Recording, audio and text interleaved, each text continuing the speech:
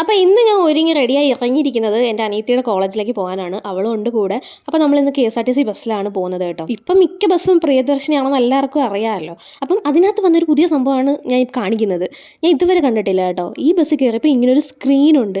ആദ്യം ഞാൻ വിചാരിച്ചു ഈ അഡ്വർടൈസ്മെൻ്റ് ഒക്കെ കാണിക്കാൻ വേണ്ടിയിട്ടായിരിക്കും എന്നാൽ കൂടെ അതുകൊണ്ട്. പക്ഷേ ഇതിൻ്റെ മെയിൻ ഉദ്ദേശം എന്താണെന്ന് വെച്ചാൽ നമുക്ക് ഓരോ സ്റ്റോപ്പ് എത്തുമ്പോഴും അതിനകത്ത് ഇങ്ങനെ കാണിക്കുകയും ചെയ്യും, അത് അനൗൺസ് ചെയ്യുകയും ചെയ്യും. ലിറ്ററലി നമ്മൾ ഈ മെട്രോയിലൊക്കെ കയറുമ്പം ഓരോ സ്റ്റേഷൻ എത്തുമ്പോഴും ഇങ്ങനെ വിളിച്ച് പറയുമല്ലോ, അതുപോലൊരു സെറ്റപ്പ്. പക്ഷെ അത് കൊള്ളാം കേട്ടോ. ഇപ്പോൾ സ്ഥലം അറിഞ്ഞുകൂടാത്ത ആളുകളൊക്കെ ആണെങ്കിൽ ഇത് ഭയങ്കര യൂസ്ഫുൾ ആയിരിക്കും. അങ്ങനെ ഒരു ഉച്ചയൊക്കെ ആയപ്പോഴത്തേക്കും നമ്മൾ കോളേജിലെത്തി. കോളേജിൽ ഇതാണ് അവളുടെ ഡിപ്പാർട്ട്മെൻറ്റ്. നല്ല അടിപൊളിയാണ്. അവൾ ആർക്കിടെക്ചറാണ് എടുത്തത്. അപ്പം ആ ഒരു ഭംഗി ആ ഡിപ്പാർട്ട്മെൻറ്റിനുണ്ട്. നല്ല അടിപൊളിയായിട്ടാണ് ആ ഒരു ബിൽഡിംഗ്, അതിൻ്റെ അകത്തെ റൂംസും ലൈബ്രറി വരെ സെറ്റ് ചെയ്തിരിക്കുന്നത്. ലൈബ്രറി എന്ന് വെച്ചാൽ അത്യാവശ്യം ഹൈടെക്, നമ്മൾ പഠിച്ച കോളേജസിലെ ലൈബ്രറി പോലൊന്നും അല്ല. കുറച്ചും കൂടി സ്ട്രക്ചർ വൈസ് ഇത്തിരി മോഡിഫിക്കേഷൻ പോലെയൊക്കെ കാണാം. ഇവിടെ വന്നതിൻ്റെ ഉദ്ദേശം എന്താണെന്ന് വെച്ചാൽ കുറച്ച് സർട്ടിഫിക്കറ്റ്സും കാര്യങ്ങളൊക്കെ തിരിച്ച് വാങ്ങിക്കണം. പഠിത്തമൊക്കെ കഴിഞ്ഞല്ലോ.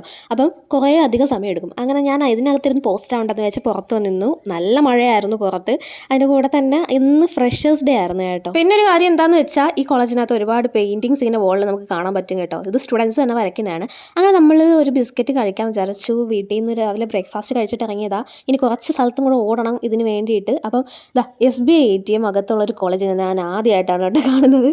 ആ പുറത്തൊന്നും പോകണ്ട, ഓടി നടക്കണ്ട. പക്ഷെ CDM ഇല്ല. പിന്നെയും ഓരോ ഡിപ്പാർട്ട്മെൻറ്റ്സിൽ പോയിട്ട് ഇങ്ങനെ നമ്മൾ ഒരു ഡ്യൂസും ഇല്ല എന്നൊക്കെ എഴുതി വാങ്ങിക്കണം. അവൾ അതിനൊക്കെ പോയപ്പോഴത്തേക്കും ഞാൻ അവളെ വെയിറ്റ് ചെയ്ത് നിന്നു. അങ്ങനെ എല്ലാം കഴിഞ്ഞ് അവിടെ നിന്ന് ഇറങ്ങിയപ്പോഴാണ് പാട്ട് കേൾക്കുന്നത്. ഞാൻ പറഞ്ഞില്ലേ ഫ്രഷേഴ്സ് ഡേ ആണെന്ന്. അപ്പോൾ സീനിയേഴ്സ് പിള്ളേർ ജൂനിയേഴ്സിന് വേണ്ടിയിട്ട് ഡാൻസ് ഒക്കെ ഇങ്ങനെ പെർഫോം ചെയ്തത് അതൊക്കെ കണ്ടുകൊണ്ട് നിൽക്കാനുള്ള സമയം നമുക്കില്ലാത്തത് കൊണ്ടും നമ്മൾ വന്ന കാര്യം നടത്തേണ്ടത് കൊണ്ടും അതിനായിട്ട് പോയി. അതിനുശേഷം നമ്മൾ വൈകിട്ട് കരിക്കോട് നിന്ന് തന്നെ സ്നാക്സും എന്തെങ്കിലും കഴിക്കാമെന്ന് വിചാരിച്ചു. അപ്പോഴത്തേക്കും 4-5 മണിയായി.